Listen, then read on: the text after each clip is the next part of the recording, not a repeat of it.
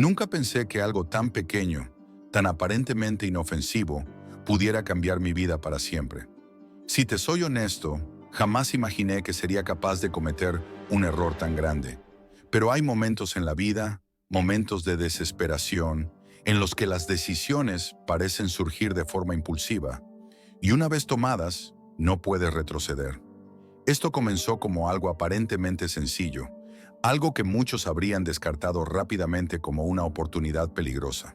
Sin embargo, yo vi en ello una solución a mis problemas. Y como suele ocurrir, fue una solución que terminó arrastrándome más allá de lo que podría haber imaginado. Era 2016 y el peso de las deudas me aplastaba.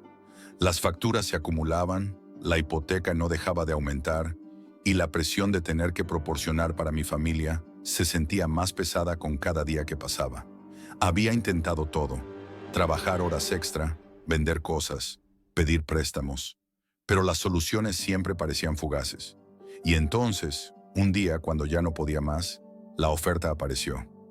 No sé exactamente cómo llegué a la Deep Web, pero algo en mi interior me empujó a buscar algo, cualquier cosa, que pudiera cambiar mi situación. Había oído rumores, claro, historias de terror, pero también había escuchado que algunos habían encontrado allí soluciones a sus problemas, aunque no precisamente legales o morales. Por una extraña razón, me sentí impulsado a explorar ese oscuro rincón de Internet. Quizás era la desesperación lo que me cegaba a las advertencias. No sé por qué lo hice, pero esa tarde encendí mi computadora y comencé a navegar. Todo el proceso para acceder a la Deep Web fue extraño y nervioso, un torbellino de dudas y curiosidad. No tenía idea de qué esperaba encontrar. Lo único que sabía es que tenía que encontrar algo que me sacara de esta espiral descendente.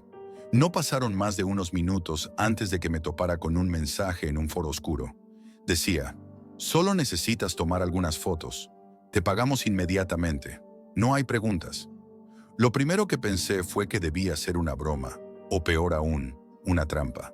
Pero había algo en esas palabras que me llamaba. Parecía tan simple, tan directo, y la cantidad de dinero que ofrecían por tan poco esfuerzo me hizo temblar de anticipación. En mi cabeza me decía que esto era solo una forma rápida de salir del agujero en el que me encontraba. Los pensamientos racionales comenzaron a desaparecer lentamente. Recordé todas las veces que había escuchado advertencias sobre la Deep Web, sobre las personas que caían en trampas y sobre los peligros de estar allí. Pero también me acordé de todas las historias de éxito, de aquellos que, en situaciones desesperadas como la mía, encontraron una salida a su miseria. Algo dentro de mí, quizás mi ambición o mi desesperación, me dijo que no lo pensara demasiado. Decidí hacerlo. Acepté. El primer trabajo llegó rápidamente.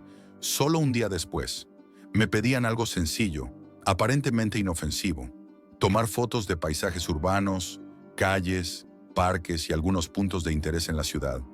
De alguna manera, parecía casi ridículo que alguien pagara por algo tan trivial.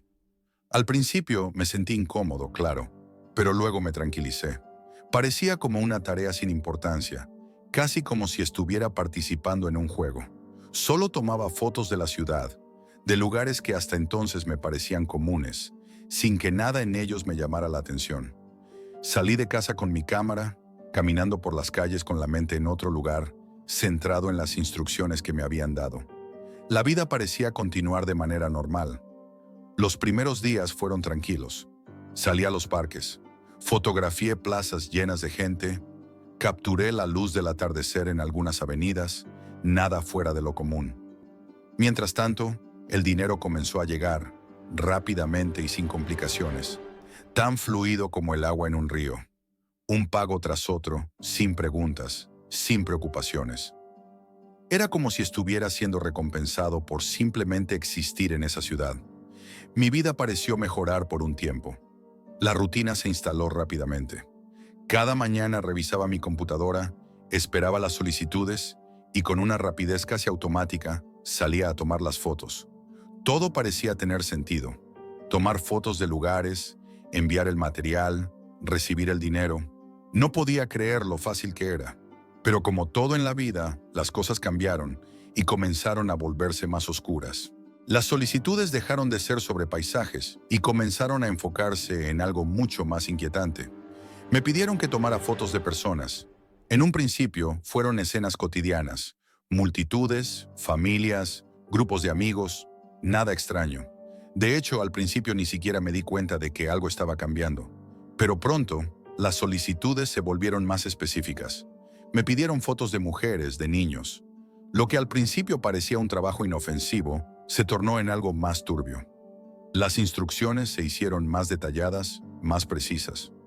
Me pedían fotos de personas específicas, con detalles como el color de su cabello, su vestimenta, su ubicación exacta.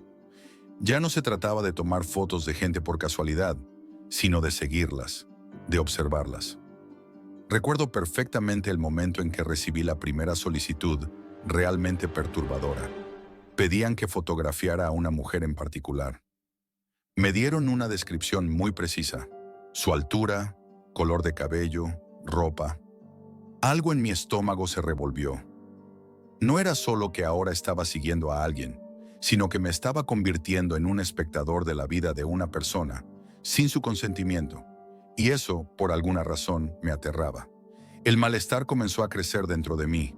A medida que avanzaban los días y las solicitudes se volvían más invasivas, la sensación de que había cruzado una línea que no debía haber cruzado se volvió incontrolable.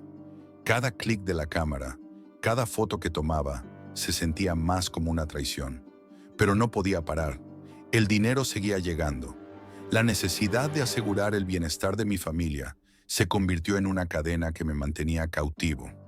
Pensé que si dejaba de trabajar, perdería todo lo que había conseguido hasta entonces, que volvería a la misma oscuridad que había conocido antes. Sin embargo, algo dentro de mí, esa voz callada que siempre había ignorado, me advirtió que estaba jugando con fuego. Y en ese momento, cuando me pidieron una foto más personal, de una mujer en concreto, comencé a dudar seriamente de la naturaleza de los trabajos. Fue entonces cuando decidí negarme. Pero mi negativa no fue aceptada. Y lo peor de todo fue que, al rechazar el encargo, no solo me vi atrapado en una red más profunda, sino que mi vida, mi familia, mi seguridad, comenzaron a verse amenazadas. El rechazo de aquella última solicitud debería haber sido un alivio, una señal de que finalmente había tomado el camino correcto. Sin embargo, lo que vino después fue mucho peor que cualquier trabajo que me hubieran pedido antes. No podía imaginar que negarme a cumplir con esa tarea desataría un torrente de consecuencias que nunca habría anticipado. Al principio, todo parecía estar en silencio. Los días pasaron y aunque la paranoia me picaba en la piel, traté de convencerme de que las amenazas no llegarían. Después de todo, había hecho lo correcto. Había dicho no, pero estaba equivocado. La primera señal de que algo no estaba bien llegó una mañana, al revisar mi correo. Había varios mensajes, pero uno de ellos destacaba entre los demás. Estaba enviado desde una dirección extraña, llena de números y letras sin sentido, pero el asunto me heló la sangre. ¿Sabes lo que hiciste? Lo abrí con reticencia, y al instante me invadió una sensación de terror absoluto. El mensaje estaba vacío, excepto por una imagen. Era una foto mía, tomada desde una distancia. Estaba en la puerta de mi casa, justo en el momento en que salía para llevar a mis hijos al colegio. Era la misma foto que una cámara de seguridad podría haber capturado, solo que no había ninguna cámara visible. El ángulo era perfecto, la toma era clara. Era como si alguien estuviera observándome constantemente, esperando el momento adecuado para mostrarme que no había escapatoria. Eso fue solo el principio. Las amenazas fueron aumentando. Al día siguiente, recibí otro mensaje. Esta vez, no solo era una foto de mi casa, sino también detalles muy personales. Nombres, lugares, fechas, información que nunca había compartido con nadie más que mi familia.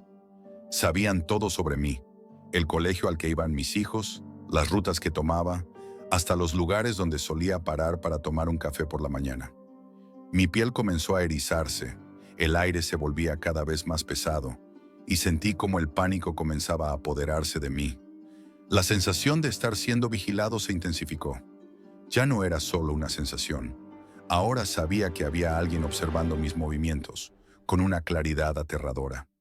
Durante días no pude dejar de mirar por encima de mi hombro.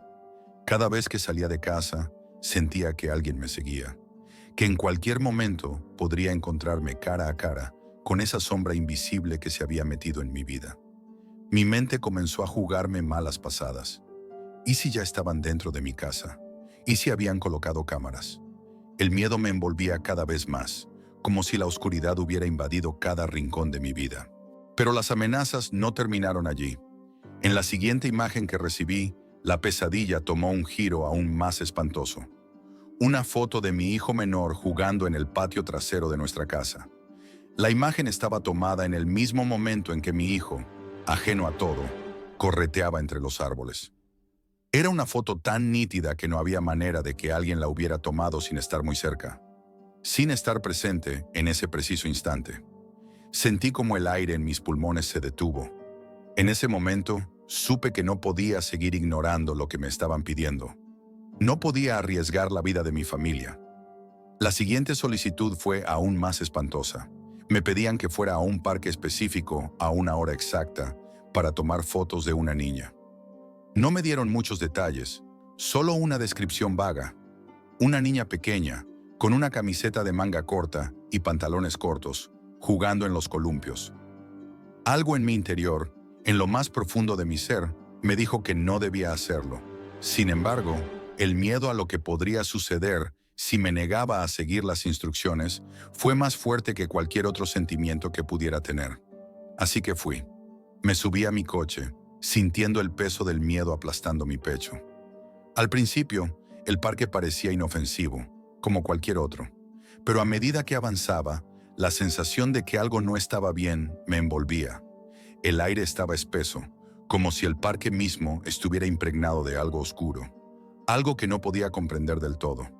Mis manos sudaban mientras sostenía la cámara, y mi mente trataba de ignorar la culpa que comenzaba a consumirlo todo. Cada paso que daba me acercaba más a lo inevitable. Finalmente encontré a la niña. Era una pequeña, no tendría más de 6 años. Estaba jugando con una sonrisa radiante, su risa resonando en el aire mientras se columpiaba, sin una preocupación en el mundo. Pero para mí, esa imagen no era nada inocente. Cada vez que la cámara hacía clic, sentía que un peso creciente se sumaba a mi alma.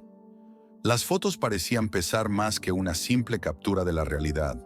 Se sentían como una condena, como una marca imborrable en mi ser. Cada clic era como una daga que se hundía en mi conciencia. Después de eso, lo que siguió fue la desesperación. El remordimiento comenzó a consumir mi mente, pero el miedo a lo que podría pasar si me negaba a seguir en ese juego me mantenía prisionero. Esa misma noche, tras un insomnio aterrador, me levanté y revisé mi computadora, esperando que las amenazas se detuvieran, que todo terminara allí. Pero lo que encontré fue aún peor.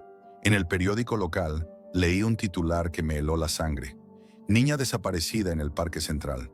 No tuve que leer más. Sabía que era la misma niña que había fotografiado. Un nudo en mi garganta me dejó sin aliento.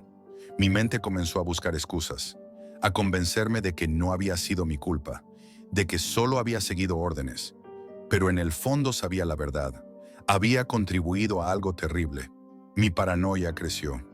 Ya no podía dormir tranquilo, ni siquiera respirar sin sentir que alguien me observaba. Las imágenes de la niña desaparecida se repetían una y otra vez en mi mente, como un eco, recordándome mi complicidad. Aunque intenté enviar las fotos a la policía, con la esperanza de que pudieran ayudar a encontrarla, el tiempo pasó sin resultados. La niña seguía desaparecida y yo, atrapado en la telaraña de mi propia culpa, comenzaba a sentir que nunca podría escapar. La situación se hizo insostenible. Cada vez que veía a mis hijos jugar, pensaba en la niña en el parque, en su sonrisa que ahora estaba sellada en mi mente. Esa sensación de no poder escapar, de estar marcado, me llevó a tomar una decisión drástica. No podía seguir viviendo así. Tenía que proteger a mi familia. Decidí mudarme. Fui a la policía, pero nunca les conté la verdad. ¿Cómo podría? ¿Cómo podría decirles que había estado involucrado en la desaparición de una niña? Solo les dije que habíamos encontrado una nueva oportunidad en otro lugar, una ciudad lejana. Rompí todos los lazos con mi pasado. Destruí mis dispositivos, cambié nuestras identidades en línea, borré cualquier rastro que pudiera llevar a alguien hasta nosotros. Pero el miedo no se fue. Al contrario, se intensificó. Cada vez que veía a alguien con una cámara, cada vez que alguien me miraba fijamente, sentía esa presión sobre mi pecho. No estaba seguro de si alguien me estaba vigilando, pero no podía dejar de preguntarme si los que me habían contratado todavía estaban cerca, esperando el momento oportuno para atraparme.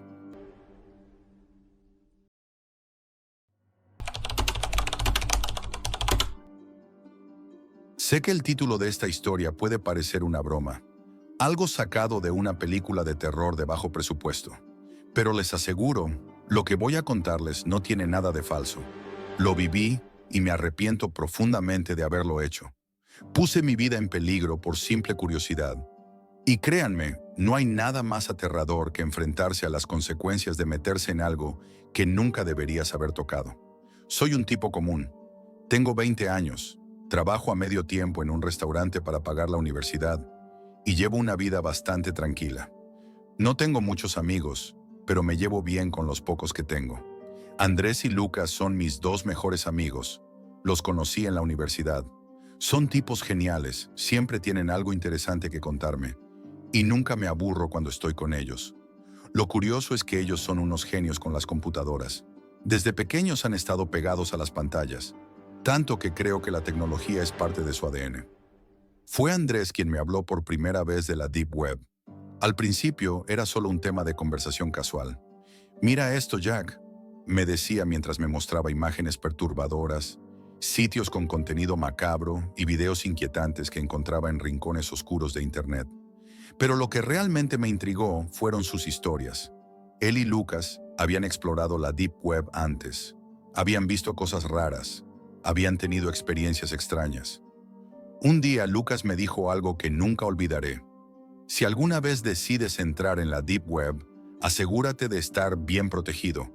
Usa una VPN, apaga tu micrófono, desconecta la cámara, y aún así, nunca será seguro. Lo mejor sería que ni lo intentes. Y claro, ellos se reían y lo decían en tono de broma, pero con una advertencia en sus ojos que no podía ignorar. A pesar de las advertencias, mi curiosidad creció. ¿Qué tan peligrosa puede ser realmente la Deep Web? Después de todo, era solo un lugar en Internet, ¿verdad? ¿Qué podría pasar? Así fue como, una noche en la que me encontraba solo en casa, decidí que era el momento de descubrirlo por mí mismo. Nadie lo sabría. Sería como un pequeño experimento, una forma de probar si todo lo que decían mis amigos era cierto. Me puse a buscar tutoriales en YouTube. Pasé horas viendo videos sobre cómo acceder a la Deep Web, cómo protegerte para que no te rastrearan, qué hacer y qué no hacer. Había historias de personas que se habían metido en problemas, pero esos eran otros. Yo sería más inteligente. Tomaría todas las precauciones necesarias.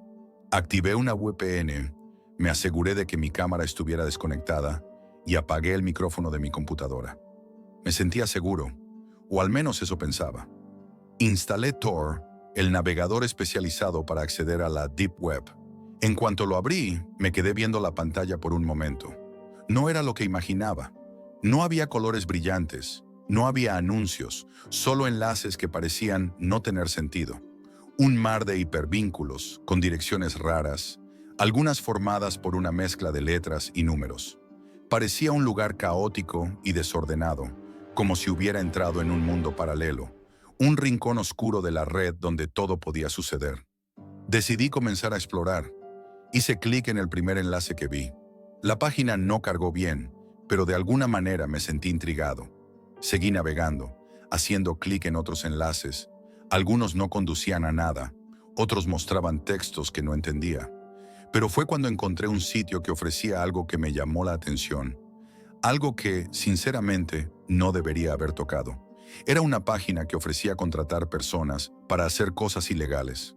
Acosar a alguien, espiar, hackear. Las palabras en la pantalla me hicieron sentir incómodo, pero por alguna razón no pude detenerme. Empecé a pensar en lo que decía el sitio, en lo que podía hacer con esa información. Me prometí a mí mismo que no iba a hacer nada de eso, Pero sin pensarlo mucho, comencé a buscar otros sitios al azar. A veces la curiosidad te empuja a lugares oscuros, y yo ya estaba demasiado dentro de todo esto como para dar marcha atrás.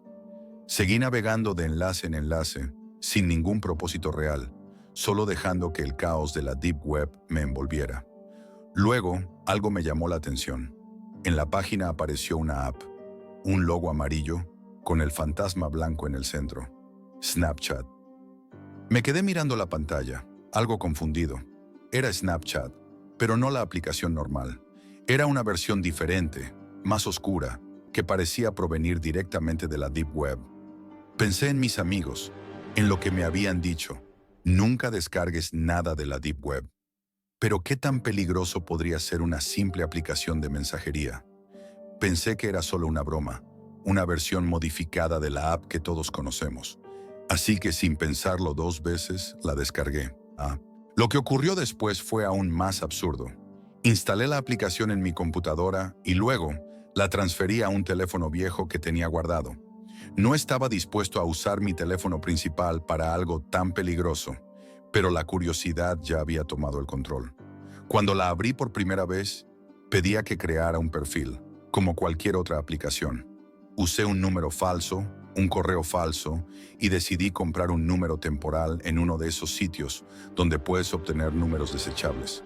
Finalmente, entré en la aplicación. Me sentí extraño, como si estuviera haciendo algo que no debía, pero me tranquilicé al ver que todo parecía normal. Lo que no sabía era que acababa de abrir una puerta a algo mucho más oscuro de lo que podía imaginar. Cuando abrí la aplicación, sentí una mezcla de emoción y miedo. Al principio, no pensaba que nada de lo que estaba haciendo fuera serio. Solo estaba siguiendo la corriente de mi curiosidad, como cuando un niño abre una puerta que no sabe si debería haber tocado. Pero la tranquilidad no duró. Apenas entré, mi corazón dio un pequeño salto al ver que alguien me había agregado como amigo. Era algo tan simple como un mensaje que decía, «Hola», un simple saludo, como el que cualquier desconocido te enviaría en una red social normal. Al principio pensé que era una broma, que alguien estaba jugando conmigo, pero a medida que pasó el tiempo, una sensación extraña me invadió, como si todo fuera demasiado fácil, como si el juego estuviera demasiado montado para ser real. Sin embargo, decidí responder, «Hola». Lo que ocurrió después fue lo que nunca imaginé. En lugar de un mensaje más, me enviaron algo completamente diferente. Un video. Pensé que era un video normal, tal vez un clip gracioso o algo inofensivo, como los que todos recibimos por internet. Pero lo que vi no era nada de eso. Al abrirlo, mi estómago se encogió. No puedo entrar en detalles de lo que vi, pero lo que me mostró ese video era imposible de describir. Había algo extraño, una sensación de que no debía haberlo visto. No solo me incomodó, sino que me dejó un nudo en el estómago. Era repulsivo, perturbador de una manera que no entendía del todo. Mi primer impulso fue bloquear al usuario. Rápidamente apagué la aplicación y guardé el teléfono en el cajón. No sé por qué me sentí tan vulnerable, tan expuesto. Quizás ya lo sabía, de alguna manera, en lo más profundo de mí mismo, que lo que acababa de hacer no tenía vuelta atrás. Pero como ya había hecho tantas veces antes, traté de racionalizarlo. Fue solo un video raro, me dije. No debería preocuparme tanto. El problema es que no pude dejar de pensar en eso. El miedo seguía retumbando en mi cabeza como un eco lejano. A la mañana siguiente, mientras me preparaba para ir a la universidad, me di cuenta de que había olvidado completamente el teléfono viejo. Estaba guardado en una de las pequeñas bolsas de mi mochila. Pensé que podría ser el momento perfecto para deshacerme de él, pero no lo hice. Al terminar las clases y regresar a casa, me acordé del teléfono. Estaba allí, olvidado. Decidí encenderlo de nuevo, con la esperanza de que nada raro hubiera pasado en las horas que pasaron desde la última vez que lo usé. Mi mano tembló mientras pulsaba el botón de encendido. El teléfono cobró vida y al instante, una notificación emergió en la pantalla. Más de 20 solicitudes de amistad. Mi corazón se detuvo por un segundo. 20 solicitudes. ¿Quiénes eran? ¿Por qué me habían agregado? ¿Qué clase de personas estaban detrás de todo esto?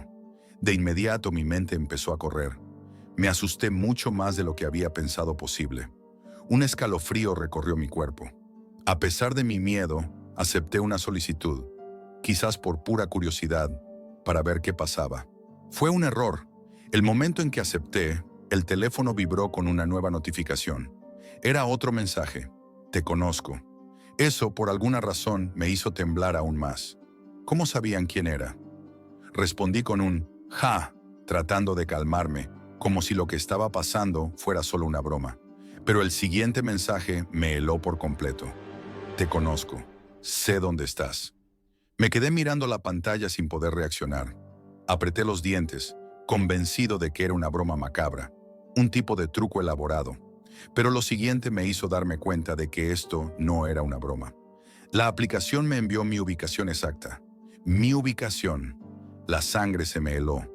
Cada músculo de mi cuerpo se tensó y un sudor frío cubrió mi frente. No podía pensar con claridad. Todo lo que había hecho, todo lo que había ignorado, estaba regresando para atormentarme. Me sentí atrapado, como si una sombra invisible se estuviera acercando. De repente, me sentí expuesto, vulnerable, como si alguien estuviera observándome en ese mismo instante. No pude hacer otra cosa que bloquear a esa persona, pero el daño ya estaba hecho. El miedo se apoderó de mí de inmediato. Lo primero que hice fue llamar a Julio. Sabía que él trabajaba en seguridad informática y me sentía desesperado. Le conté lo que había pasado y su respuesta me hizo sentir aún más aterrado. Tráeme ese teléfono, lo veré mañana y nos ocuparemos de esto. Pero antes de colgar, me dijo algo que me dejó completamente paralizado. No te sorprendas si alguien ya sabe dónde estás. Si han tenido acceso a tu ubicación, pueden rastrearte. Eso me destrozó. Esa noche me sentí más inseguro que nunca. La paranoia me invadió completamente. Me preguntaba si alguien estaba en mi casa, acechando en las sombras. Lo peor de todo es que no podía saber si realmente estaba en peligro o si solo estaba siendo víctima de mi propia mente aterrada. Lo único que sabía era que debía hacer algo rápido. Pasaron unas horas, y después de una larga espera, finalmente llegué a la cafetería donde me encontré con Julio. Había estado nervioso durante todo el camino, preguntándome si esa reunión sería la última oportunidad que tendría para salir de todo esto con vida. En cuanto me senté frente a él, me entregó su laptop y un dispositivo extraño que conectó al teléfono. Mi ansiedad aumentó aún más mientras veía sus dedos teclear rápidamente. Después de lo que parecieron una eternidad, Julio me miró, su rostro serio como nunca. Este teléfono tiene más de lo que parece, me dijo. Esta aplicación puede rastrear tu ubicación y lo peor, puede escucharnos en cualquier momento. Todo lo que hables cerca de tu teléfono podría ser grabado. Mi estómago se retorció. No era solo una aplicación rara, era un software espía. Me sentí completamente expuesto. Pero lo peor vino después. Sin querer, toqué la aplicación de nuevo. Algo se actualizó y apareció una foto en la pantalla. Una foto mía. Estaba petrificado, no podía respirar. La imagen era nítida, perfectamente clara.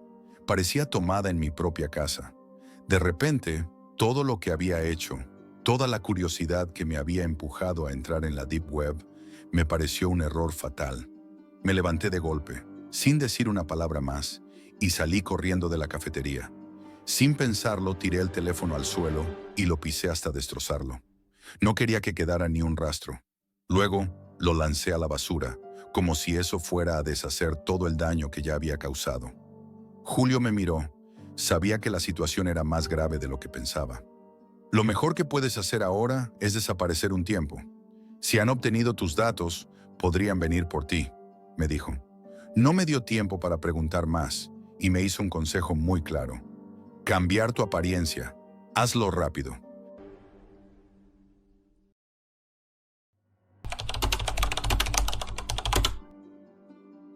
Desde que era un niño, sentí que había algo inherentemente distinto en mí. Mis padres, mis amigos, incluso los maestros, solían decirme que era un niño tranquilo, un poco solitario, pero nada fuera de lo común. Sin embargo, dentro de mí había algo que no podía entender, algo que me hacía sentir como si fuera ajeno al mundo que me rodeaba. Esa sensación me acompañó desde mis primeros recuerdos. Uno de los momentos que jamás podría olvidar Ocurrió cuando tenía apenas 6 años. Estaba jugando en el jardín de nuestra casa, como solía hacer en esos días. Había recibido un pequeño camión de juguete para mi cumpleaños y me encontraba absorto en él. De repente, una paloma cayó frente a mí. No fue un accidente cualquiera, no. Parecía como si el ave hubiera caído desde el cielo justo en ese momento. El sonido de su cuello quebrándose me congeló por un segundo. Estaba totalmente inmóvil, observando cómo la pequeña criatura luchaba por mantener el control de su cuerpo mientras la sangre brotaba de su herida. En lugar de apartarme, me acerqué. Mi camión de juguete estaba cerca y, sin pensarlo, lo empujé contra su cuerpo. Las alas batían con desesperación mientras su sangre manchaba el suelo. Algo en esa imagen me electrizó. Era la primera vez que sentía esa mezcla de asco y fascinación tan fuerte. ¿Cómo podía algo tan brutal resultar tan cautivador? No lo entendía, pero lo sentía. De alguna manera sabía que no era algo que la mayoría de los niños experimentaran de la misma manera. Aquella visión se quedó grabada en mi mente, como una imagen fija, como una necesidad.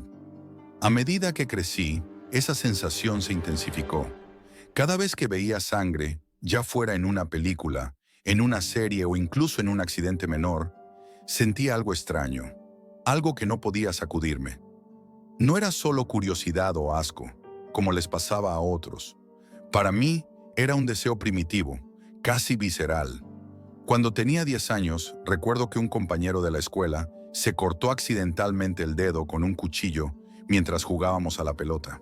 Aunque todos los demás se horrorizaron, yo me quedé allí, observando la herida, la sangre que fluía lentamente. Pensé en cómo sabría la sangre de un ser humano. Por supuesto, nunca lo comenté en voz alta, pero esa fantasía se asentó en lo más profundo de mí. Un par de años después sucedió algo que no podría olvidar. Tenía 12 años cuando mi madre me dejó solo en casa para visitar a mi abuela en la ciudad. Como muchas veces antes, la señora Patterson, nuestra vecina, se ofreció a cuidarme mientras ella estaba fuera. La señora Patterson era amable, un poco mayor y siempre dispuesta a ayudar, sobre todo con la comida. Esa noche estaba preparando unos filetes, y mientras cocinaba, ocurrió algo que cambió aún más el curso de mis pensamientos. Al cortar un trozo de carne, se cortó un dedo con el afilado cuchillo de cocina. La herida no parecía grave, pero la sangre comenzó a brotar, y la señora Patterson se apresuró a ir al baño a vendarse. Mientras ella estaba fuera de vista, tomé el cuchillo. Observé la sangre que quedaba en la hoja. Me sentí atraído por ella de una manera que no podía controlar. Me acerqué al cuchillo y en un impulso que no pude detener, lamí la sangre que había quedado adherida al acero. Fue una sensación indescriptible. El sabor era fuerte, metálico, pero en algún rincón de mi mente supe que era algo que no podría ignorar. No era solo la sangre en sí, sino lo que representaba. Un poder oculto, algo prohibido, una conexión con algo que no era humano. Con el paso de los años, mi obsesión por la carne humana fue creciendo. No se trataba de ser un asesino, ni de desear hacerle daño a alguien, pero la idea de probar la carne humana, de consumirla, me envolvía más y más. Sentía que, de alguna manera, era lo único que podía saciar la oscuridad que vivía dentro de mí. No podía compartirlo con nadie, por supuesto, y cuando mis amigos hablaban sobre chicas o deportes, yo solo escuchaba en silencio. Mi mente siempre estaba ocupada, perdida en la idea de cómo sería esa experiencia, cómo se sentiría. Cuando mi padre falleció de un paro cardíaco, algo dentro de mí se rompió por completo. Mi familia se desmoronó. Mi madre estaba devastada, mis abuelos también. La sensación de pérdida fue profunda. Sin embargo, mi obsesión no disminuyó. El dolor por la muerte de mi padre, por la tristeza que sentía al ver a mi madre perder a su compañero, se transformó en algo más oscuro. En lugar de intentar entender mi dolor, lo dejé crecer dentro de mí, alimentándolo con esos deseos oscuros. Recuerdo que después de su funeral, mientras mi madre y mis abuelos se ocupaban de todo lo relacionado con el hospital y la morgue, yo me deslicé sigilosamente hacia la morgue, donde habían colocado el cuerpo de mi padre. No había nadie. El lugar estaba vacío. Las luces titilaban débilmente. Había cuerpos apilados en los estantes, pero algo me llamó la atención. No era el cadáver de mi padre, no. Era uno al azar, en una esquina. No podía resistir la tentación. Había robado un bisturí del laboratorio de mi escuela meses antes, y ahora lo tenía en mi bolsillo. Me acerqué al cadáver con nerviosismo, pero también con una determinación fría. Mi mano temblaba al principio, pero pronto se estabilizó. Corté un pedazo pequeño de carne con la esperanza de que nadie me viera. El sabor fue indescriptible. La carne estaba rígida, como esperaba, pero la sensación de poder al consumirla me llenó de una emoción abrumadora. Por primera vez en mi vida, sentí que estaba haciendo algo que me pertenecía, algo que me definía. A partir de ese momento, lo supe. Era un caníbal. No lo podía negar. Aunque nunca había matado a nadie, nunca había causado daño directo a alguien. Mi deseo de probar la carne humana ya no podía ser ignorado. Me era irresistible. Decidí seguir este camino de forma legal, en cierto modo. Comencé a estudiar ciencias médicas en la universidad, con la esperanza de estar cerca de los cadáveres. Quería entender más sobre la anatomía humana, sobre cómo preparar la carne, sobre cómo podría consumirla sin ser descubierto. Me refugié en los cadáveres, en los restos de los que ya no podían defenderse. No me veía a mí mismo como un asesino. No quería matar a nadie, pero necesitaba lo que otros no podían entender. A menudo, en mis horas libres, me sumergía en la Deep Web. Sabía que allí encontraría personas como yo, personas que compartían mis fantasías más oscuras. Y un día, encontré el sitio que cambiaría mi vida, Café de Caníbales. Un foro donde personas de todo el mundo hablaban sobre sus deseos más oscuros. Allí, descubrí que no era el único que sentía esa fascinación por la carne humana. Había personas que deseaban ser consumidas, que estaban dispuestas a formar parte de un intercambio macabro y voluntario. Me sentí como si finalmente hubiera encontrado un hogar, un lugar donde no era un monstruo. Aunque sabía que nada de esto podía ser real, que todo era un juego de deseos, decidí unirme al foro. Publicar un anuncio. Nadie me había entendido nunca, pero allí, en ese foro, sentí que podría encontrar lo que tanto había estado buscando. Desde el momento en que decidí unirme al foro Café de Caníbales, algo dentro de mí cambió. Mi vida universitaria pasó a un segundo plano, y mi rutina diaria se centraba exclusivamente en esa nueva obsesión. Cada noche, después de las clases, me refugiaba en mi habitación, frente a la computadora, para explorar las publicaciones de personas que compartían sus fantasías oscuras. Sentía que al estar allí, leyendo, conectando con otros, aunque fuera en anonimato, encontraba finalmente un propósito. Pero a su vez, sabía que me estaba adentrando en un abismo del que quizás no podría salir. Durante semanas me limitaba a observar los posts de los demás. Leía historias detalladas sobre sacrificios simbólicos, rituales y experiencias extremas de consumo de carne humana, siempre con un tono de complicidad y ocultismo. Había algo irresistible en esos relatos, la manera en que algunos hablaban de sus experiencias, como si fuera algo casi sagrado. No me atreví a interactuar demasiado al principio. Me sentía como un espectador, un observador de un mundo que solo podía imaginar. Pero al mismo tiempo, un creciente anhelo me impulsaba a formar parte de esa realidad, de llevar esas fantasías a la vida real. La gente que interactuaba allí no era como yo, o al menos no parecía serlo. Muchos hablaban de fantasías macabras, sí, pero también de deseos más profundos, de querer entregarse voluntariamente a esa experiencia sin miedo ni remordimientos. En un momento, uno de los usuarios del foro compartió una receta detallada sobre cómo preparar carne humana para consumo, y algo en mi interior despertó. El conocimiento que otros compartían era fascinante, pero lo que más me atrajo era que muchos no hablaban solo de comer carne, sino de ser parte de una experiencia compartida, un vínculo que los conectaba más allá de lo físico. Eso me llamó profundamente la atención y decidí dar el siguiente paso. Pasaron algunas semanas hasta que finalmente publiqué mi propio anuncio en el foro, algo que nunca había hecho antes. Aunque nunca había matado a nadie, aunque nunca había herido a alguien de manera significativa, algo en mí deseaba que ese acto se concretara. Lo escribí de manera cautelosa, algo vago, pero lo suficientemente directo como para que pudiera captar la atención de alguien que compartiera mis mismos deseos. La respuesta no tardó en llegar. Fue una noche lluviosa de sábado, y yo estaba sentado frente a la computadora, de nuevo navegando por el foro. De repente apareció una notificación. Era una respuesta a mi publicación. No podía dejar de sonreír.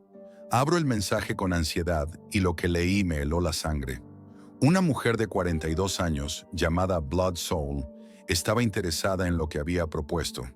Me dijo que sentía lo mismo que yo, una fascinación oscura por el canibalismo, pero que también quería hacerlo de una manera controlada, voluntaria y, según sus palabras, sin violencia ni sufrimiento innecesario. No quiero dolor, solo conexión, escribió.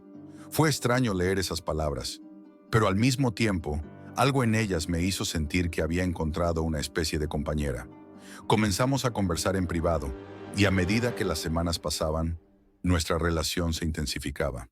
Empezaba a compartir mis pensamientos más oscuros con ella, y ella respondía con más detalles sobre sus propios deseos. Aunque nunca nos conocimos en persona, la conexión que sentí a través de esas conversaciones fue abrumadora. Ella me hablaba de cómo siempre había sentido una atracción por la idea del canibalismo, aunque nunca había tenido el coraje de actuar sobre ello. Su entusiasmo crecía con cada mensaje, y a veces sentía que ya no podía distinguir la fantasía de la realidad. Me contó que tenía un deseo de ser devorada lentamente, pero con consentimiento total, que no le interesaba ninguna clase de tortura, solo la experiencia de compartir su cuerpo con alguien que entendiera lo que sentía. Y yo sabía que finalmente había encontrado a alguien como yo, alguien que podía ayudarme a llevar esa oscura fantasía a la vida real. Lo que comenzó como un simple intercambio de mensajes en el foro se convirtió rápidamente en algo más profundo. Decidimos hacer planes para encontrarnos. La idea de encontrarnos en persona me causaba una mezcla de emoción y pavor. Nunca antes había conocido a alguien con deseos tan similares, y sabía que lo que sucediera esa noche cambiaría mi vida para siempre. Finalmente, elegimos un lugar para encontrarnos, una cafetería en el centro de la ciudad, algo discreto y público. No nos dijimos nuestras direcciones ni nos revelamos mucho sobre nuestras vidas personales. Todo debía ser misterioso, secreto. Sin embargo, establecimos una regla. Llevaríamos una bufanda roja atada a la mano para reconocernos. Era una especie de ritual. Algo tan simple, pero tan cargado de significado. El día llegó y mi ansiedad alcanzó niveles insostenibles. Me preparé cuidadosamente, tomé mi bufanda roja y me dirigí al lugar acordado. Mientras conducía hacia la cafetería, no podía dejar de pensar en todo lo que sucedería. Esta era la culminación de mis fantasías, la oportunidad de hacer algo que había deseado en silencio durante tanto tiempo. Mi mente estaba llena de pensamientos frenéticos, de imágenes de lo que podría pasar, pero también de una extraña sensación de incertidumbre. ¿Qué pasaría si todo salía mal? ¿Y si no era ella? ¿O si resultaba ser algo completamente diferente? Llegué a la cafetería 10 minutos antes de la hora acordada. Busqué una mesa en el rincón, de modo que pudiéramos tener algo de privacidad, y comencé a esperar. Cada minuto que pasaba me parecía eterno. Mientras miraba mi reloj, sentí una presión creciente en mi pecho. Finalmente, cuando el reloj marcó las 7 de la tarde, vi a una mujer entrar en la cafetería. Llevaba una bufanda roja atada a su mano, justo como habíamos acordado. No era una coincidencia, no podía serlo. Me levanté de la mesa y comencé a caminar hacia ella, pero justo cuando estaba a punto de acercarme, algo extraño ocurrió. Ella se giró y, en ese momento, el suelo pareció desmoronarse bajo mis pies. Era mi madre. No pude moverme. La mujer con la que había estado fantaseando durante meses, con la que había compartido mis deseos más oscuros, no era otra que mi propia madre. Ella también formaba parte de ese oscuro deseo. Todo lo que había creído, todo lo que había planeado, se desmoronó en un segundo. Mi cabeza estaba a punto de estallar.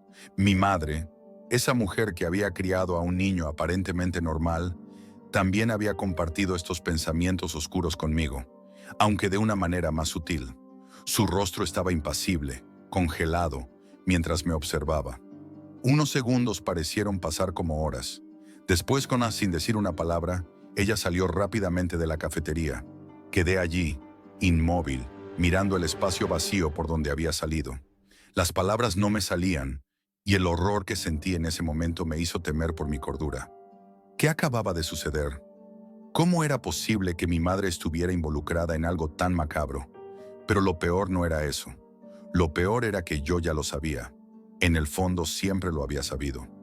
Durante los días siguientes, mi vida se sumió en un abismo de confusión y desesperación.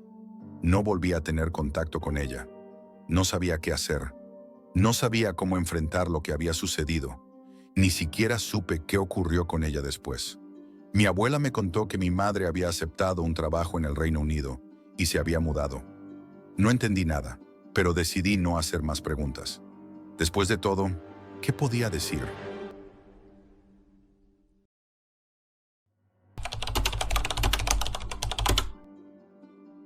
Advertencia. Antes de seguir leyendo, quiero que entiendas algo. Lo que sucedió aquel mes no es solo una historia de terror. Es una lección brutal sobre hasta dónde puede llegar la curiosidad humana.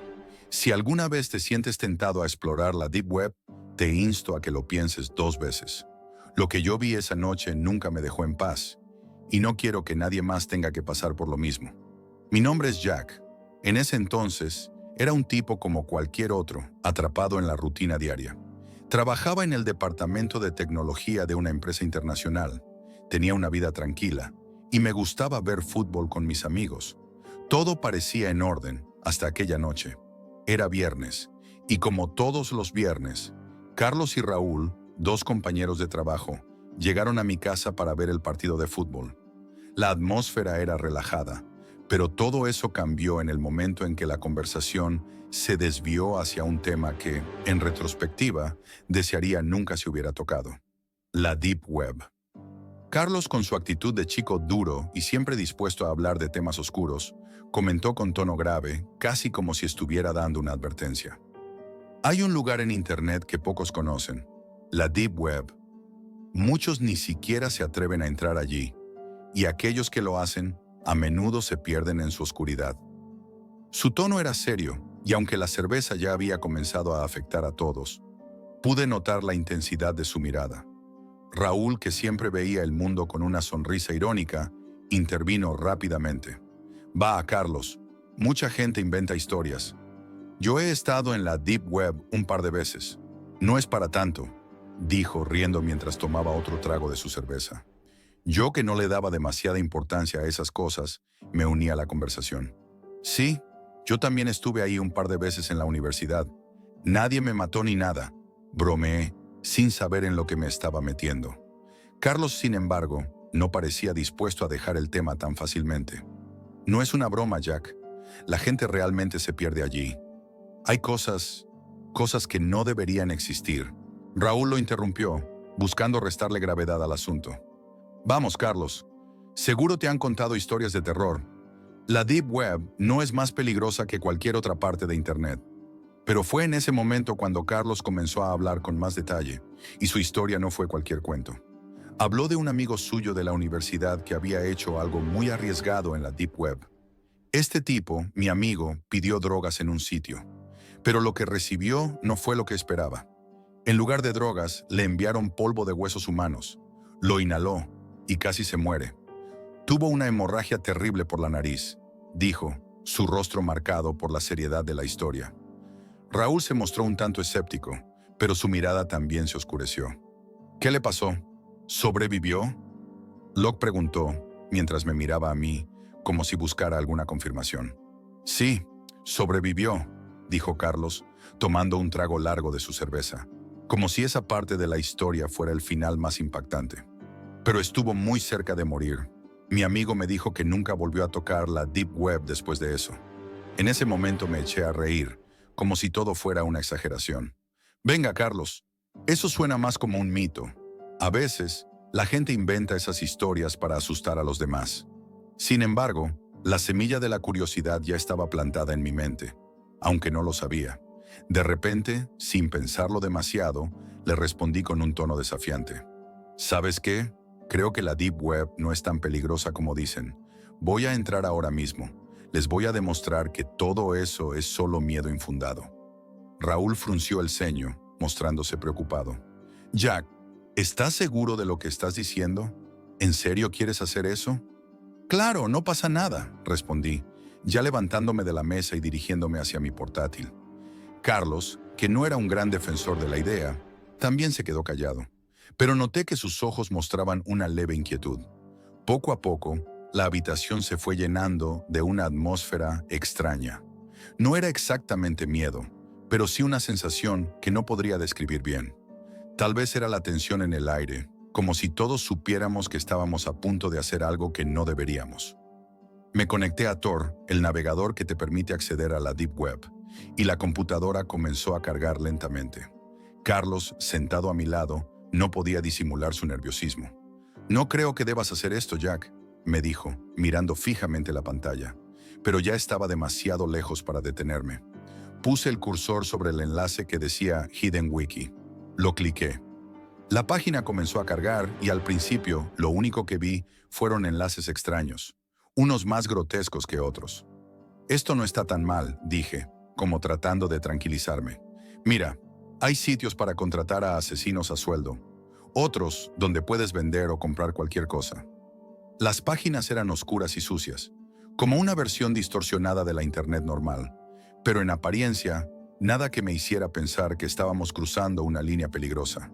«Esto es lo que la gente teme», comentó Carlos, con una sonrisa amarga. «Ver lo que no está destinado a ser visto. Pero aún no hemos visto lo peor». Seguimos navegando por varios enlaces.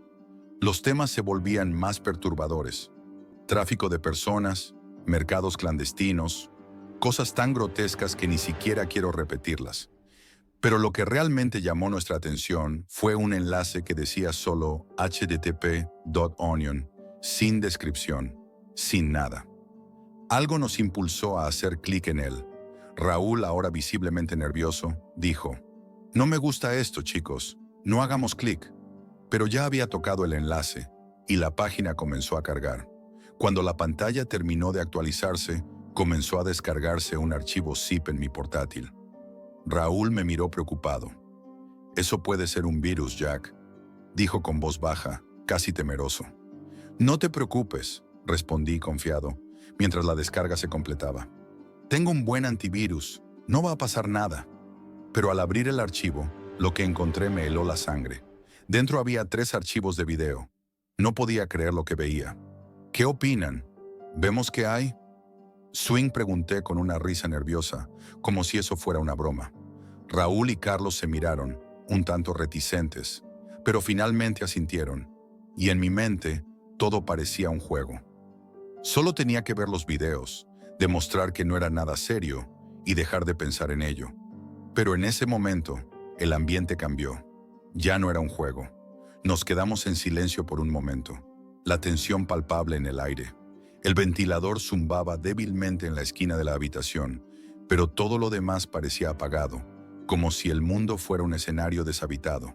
Solo quedábamos nosotros 3, frente a la computadora, preguntándonos si habíamos cometido un error al continuar, pero ya estábamos demasiado adentrados en esto.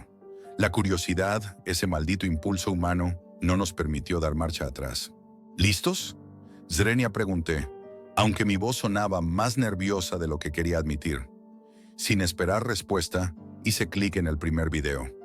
La pantalla parpadeó momentáneamente y luego comenzó a cargar el contenido. Los 3 observamos con detenimiento.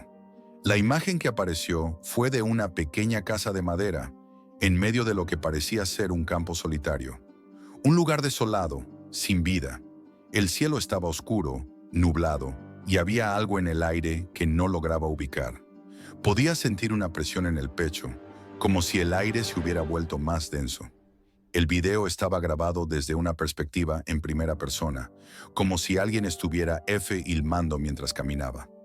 La cámara se movía erráticamente, como si el portador estuviera avanzando con cautela, o tal vez con miedo. Los pasos resonaban en el suelo, aunque los ecos no llegaban a cubrir el sonido del viento. La cámara se acercó a la puerta de la casa y la abrió lentamente, como si el mismo objeto estuviera sellado por una presencia invisible, que se resistía a dejarla entrar. Una vez dentro, todo parecía estar abandonado. Muebles viejos y rotos cubrían las paredes, y ropa húmeda y sucia estaba esparcida por el suelo, como si alguien hubiera huido apresuradamente. El ambiente estaba impregnado por un aire frío, como si la casa nunca hubiera experimentado la calidez humana. La respiración de la persona que estaba filmando era audible, aunque no podíamos saber si era un hombre o una mujer. La respiración era agitada, como si la persona estuviera temerosa, esperando algo. En un momento, la cámara se detuvo frente a una escalera, y por un segundo, todo quedó en silencio. Fue entonces cuando escuchamos lo que nos heló la sangre. Un sollozo bajo, un llanto que parecía provenir de lo más profundo de la casa. El sonido era tan desgarrador que hizo que los tres nos miráramos, confundidos y desconcertados. Raúl, con voz temblorosa, susurró: ¿escucharon eso? ¿Hay alguien ahí? No era una pregunta, sino una constatación de lo que ambos estábamos escuchando. En ese instante, el miedo comenzó a apoderarse de mí, pero lo más extraño fue que ninguno de nosotros se atrevió a apartar la vista de la pantalla. Subiendo lentamente las escaleras, la cámara siguió avanzando, cada paso resonando en el vacío. Los sollozos se volvían más intensos, más desesperados, como si la persona detrás de la cámara estuviera acercándose a un abismo emocional. Estábamos a punto de ver algo, pero el video se cortó abruptamente, dejándonos en un silencio incómodo. No sabíamos si lo que acabábamos de ver era real o una construcción elaborada. Raúl se frotó los ojos, buscando alguna justificación lógica, pero no la encontró. «Esto no puede ser real», murmuró. Sin embargo, algo en su voz indicaba que ya no estaba tan seguro. Sin pensarlo dos veces, hice clic en el segundo video. El archivo comenzó a reproducirse de inmediato. Esta vez la escena era completamente diferente. El video mostraba un pasillo estrecho y oscuro. La cámara avanzaba lentamente, sin prisa, como si no quisiera alertar a lo que pudiera estar aguardando al final. El llanto, ahora más claro y desgarrador, se escuchaba en el fondo.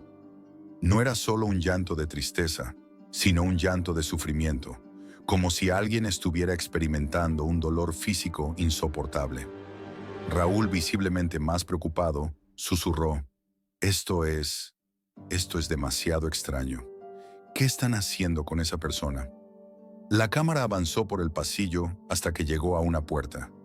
Una puerta de madera, gastada por los años, pero aún intacta.